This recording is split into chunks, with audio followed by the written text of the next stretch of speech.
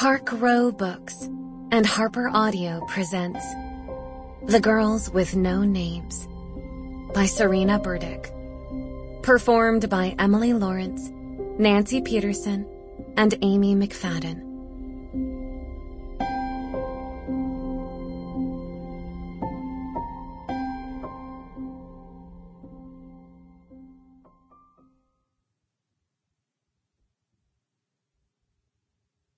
Prologue. I lay with my cheek pressed to the floor, the cement cool against my spent rage. I'd screamed. I'd bitten and scratched. Now I was paying for it, but I didn't care. I'd do it again. Rolling onto my back, I held my hand in front of my face, but only black stared back at me. They'd left me in complete darkness. My palm throbbed where a splinter of wood had pierced it, a glorious wound of rebellion. A wash of cold air drifted across my face, and I shot upright, certain it was the ghost of one of the forgotten girls. Fear pricked the soles of my feet, turning into pins and needles nicking their way up my calves. How long would they leave me here? Would they starve me? Forget about me until I began to rot and stink? I imagined Sister Gertrude dumping my wasted body into a grave next to other nameless girls. My family would never know what happened. I crawled across the floor with the pressing need to urinate. My sister and I had spent our whole life thinking up stories, dreaming up our futures. But life was not a story. It was full of solid, irrefutable facts, like the fact that I needed to pee, like this cold, hard cell, and my inability to imagine any way out of it. I clenched my body, trying to hold my bladder tight, but it was no use.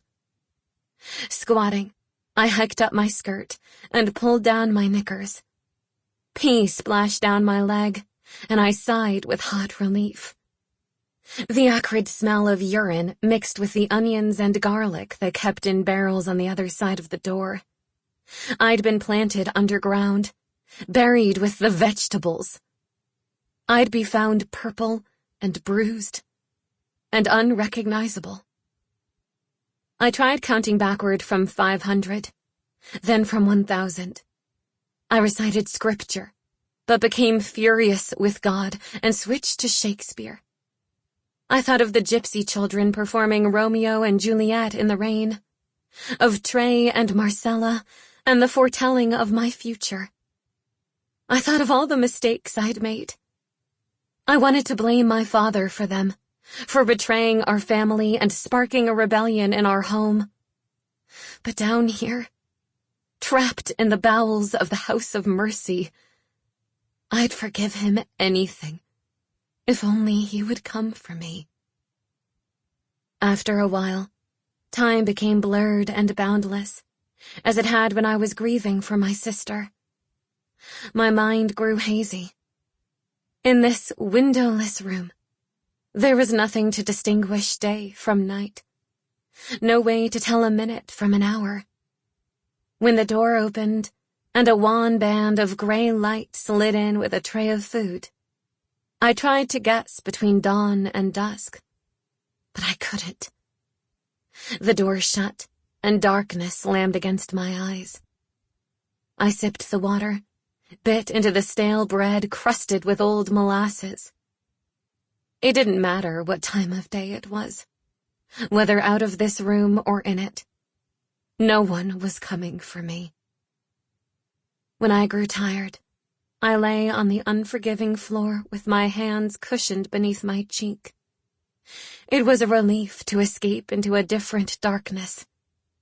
It made my fear less palpable. I could be anywhere behind my lids. I could go back. I could make another choice on that night when the simple, beautiful sound of... Sample complete. Ready to continue?